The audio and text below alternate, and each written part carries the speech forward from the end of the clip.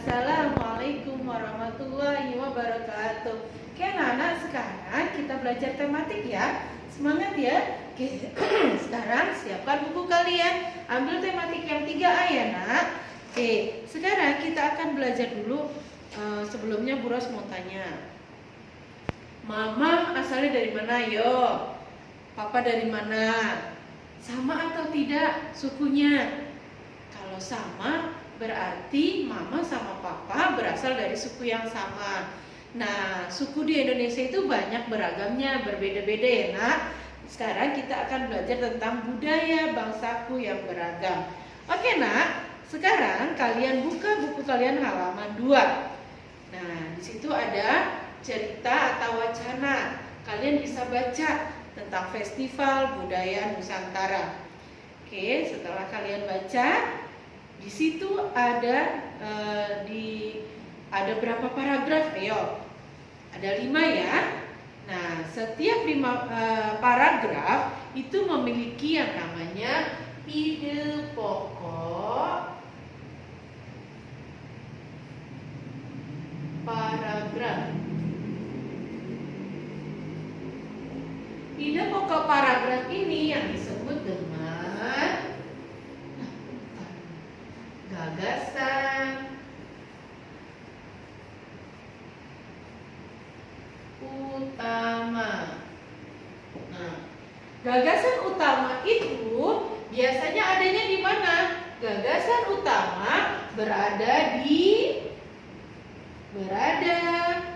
awal atau akhir paragraf. Oke. Di awal atau di akhir paragraf. Kalau yang di awal itu biasanya sampai titik pertama. Sampai titik pertama. Oke. Kalau yang di akhir paragraf itu paragrafnya jika diawali kalimatnya dengan kata jadi, ya, dengan demikian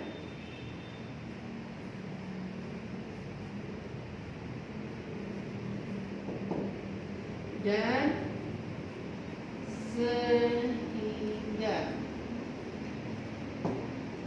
Nah, jadi boleh dia bisa berada di awal ya atau di akhir paragraf. Yang di akhir paragraf syaratnya harus ada kata jadi, dengan demikian dan sehingga ya. Oke. Kalian bisa lihat di buku paragraf pertama. Festival Budaya Nusantara. Paragraf pertama ide pokoknya di mana? Ya. Contohnya, pada hari Sabtu, Salman bersama Jono, Susan, Ika, dan Tigor berkunjung ke Festival Budaya Nusantara. Itu sampai ada kata titik maupun senjata tradisional, ya. Berarti ide pokoknya pada paragraf pertama itu yang mana? Kalau yang paragraf pertama berarti ide pokoknya yaitu pada hari Sabtu, Salman bersama Jono, Susan, Ika, dan Tigor berkunjung ke Festival Budaya Nusantara. Sedangkan festival yang diadakan di Taman Mini sama setiap daerah menampilkan keragaman budaya baik tarian makanan itu adalah yang disebut dengan gagasan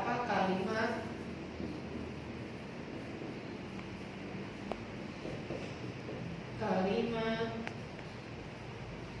pendukung dalam paragraf atau biasa kita sebut dengan gagasan pendukung.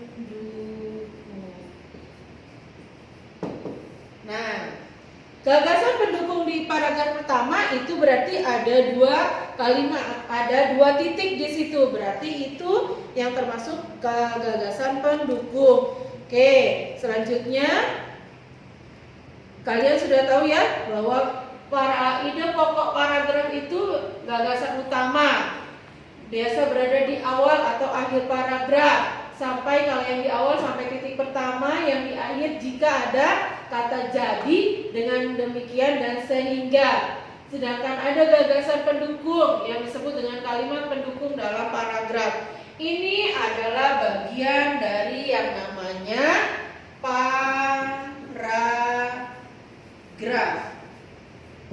Jadi paragraf itu terdiri ada gagasan utama dan gagasan pendukung. Oke, selanjutnya kalian bisa praktekkan yang di buku kalian halaman 5. Ya, paragraf 1 kalian bisa tuliskan itu kalimat atau gagasan utamanya. Kalian tulis gagasan utamanya saja dulu.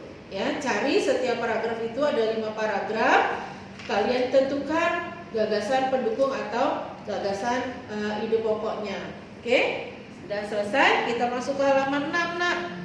Nah, tadi yang tadi Bu Ros bilang, kamu sudah wawancara nih. Sekarang tugas kamu sudah bertanya, berarti kamu wawancara nih. Misalkan mama tadi dari suku Betawi, makanan khasnya berarti kerak telur atau gado-gado. Terus pakaian adatnya baju kebaya. Rumah adat Betawi itu rumah kebaya. Silakan kalian tulis di halaman 6. Ya, sebab apa? Kita harus tahu bermacam-macam daerah yang ada di Indonesia. Nah, sudah ya, nak? Oke, sekarang kita lanjut ke sumber bunyi. Oke. Sumber bunyi. Sumber bunyi itu apa? Sumber bunyi adalah segala sesuatu atau benda yang menghasilkan bunyi. Bunyi dihasilkan dengan adanya getaran. Jadi, setiap benda yang bergetar menghasilkan bunyi. Contoh, tangan ini adalah sumber bunyi. Syaratnya harus bergetar. Dengan cara apa? Ditepuk. Nah, ini bergetar. Dia bergetar sehingga menghasilkan bunyi. Oke? Paham ya? Oke, meja juga sumber bunyi. Meja dan tangan jika bergetar dipukul menghasilkan bunyi. Tapi kalau tangannya cuma satu, tidak terjadi bunyi karena tidak terjadi getaran. Oke, nah sekarang manusia menghasilkan bisa mendengar bunyi, yaitu memiliki getarannya 20 Hz sampai 20.000 Hz atau biasa disebut dengan bunyi audio sonik, ya. Itu bunyi yang dapat didengar oleh manusia. Oke. Sekarang di buku kamu ada alat musik.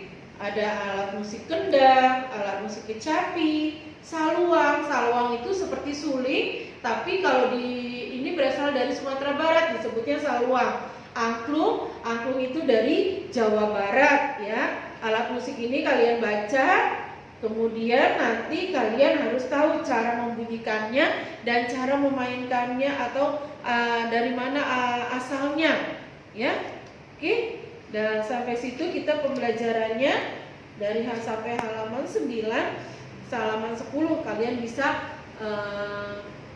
kerjakan salin di buku tulis kalian. Ya, tidak dikerjakan di buku paket. Silahkan kalian kerjakan. Oke, semangat ya, nak.